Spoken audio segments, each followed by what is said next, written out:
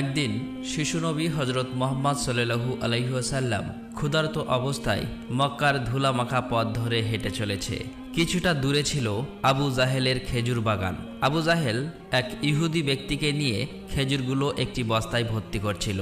শিশু নবী মুহাম্মদ সাল্লাল্লাহু আলাইহি ওয়াসাল্লাম তখন ক্ষুধার্ত ছিল, তাই ক্ষুধা নিবারণের জন্য দুটি খেজুরের আশায় আবু জাহেলের খেজুর বাগানের দিকে যেতে লাগলো।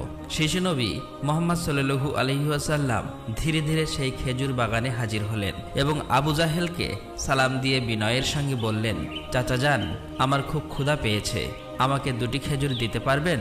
তখন আবু জাহেল তাচ্ছিল্য ভরা চোখে তাকিয়ে বলল, হে মুহাম্মদ, তোমাকে খেজুর দিতে পারি, কিন্তু একটি শর্ত আছে।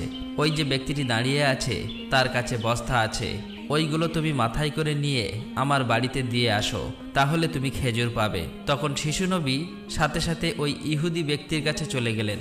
ইহুদি লোকটি তাকে অবাক হয়ে দেখে বললেন, হে বালক মুহাম্মদ, তুমি কি জন্য এসেছো? শিশু নবী মুহাম্মদ সাল্লাল্লাহু আলাইহি ওয়াসাল্লাম বললেন, আমি এই বস্তা মাথায় করে নিয়ে যাব। ইহুদি ব্যক্তিটি বললেন, এই ছোট্ট বয়সে তুমি কি এই বস্তায় নিয়ে যেতে পারবে?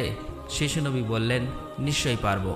অতঃপর শিশু মুহাম্মদ সাল্লাল্লাহু আলাইহি ওয়াসাল্লাম ধুলিমাখা শরীরে মাথায় বিশাল বস্তা নিয়ে হেঁটে চললেন।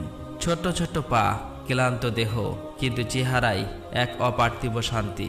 এবং তার পিছু চলেছে আবু জাহেল এবং সেই ইহুদি ব্যক্তি। কিছুক্ষণ পর সেই বস্তা আবু জাহেলের বাড়ির সামনে এসে রাখলেন। তখন ইহুদি ব্যক্তি এই বস্তা নিয়ে বাড়ির ভিতরের কোণে রেখে দিলেন। তারপর শিশু নবী হজরত মুহাম্মদ সাল্লাল্লাহু আলাইহি ওয়াসাল্লাম বললেন, চাচা যান, আমাকে খেজুর দেবেন না? তখন আবু জাহেল মাত্র একটি খেজুর দিলেন। তখন শিশু নবী হজরত মুহাম্মদ সাল্লাল্লাহু আলাইহি ওয়াসাল্লাম বললেন, চাচা যান, আর একটি খেজুর দেবেন না?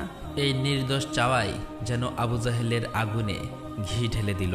সে রেগে গিয়ে হঠাৎ করে একটি প্রচণ্ড থাপ্পড় মারল শিশু মুহাম্মদ সাল্লাল্লাহু আলাইহি ওয়াসাল্লামের গালে।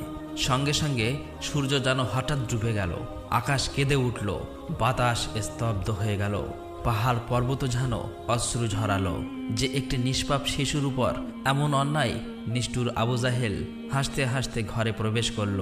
ঠিক তখনই ঘটল এক অলৌকিক ঘটনা। খেজুর ভর্তি বস্তার মুখ খুলতেই আবু জাহেল হতবাক হয়ে গেলেন। আবু জাহেল দেখল বস্তার সমস্ত খেজুরগুলো ছোট ছোট পাথর হয়ে গেছে। চোখের সামনে এমন অলৌকিক ঘটনা দেখার পর সেই ইহুদি বিস্ময়ে হতবাক হয়ে গেল। এই দৃশ্য দেখে সেই ইহুদি ব্যক্তি থমকে দাঁড়ালেন।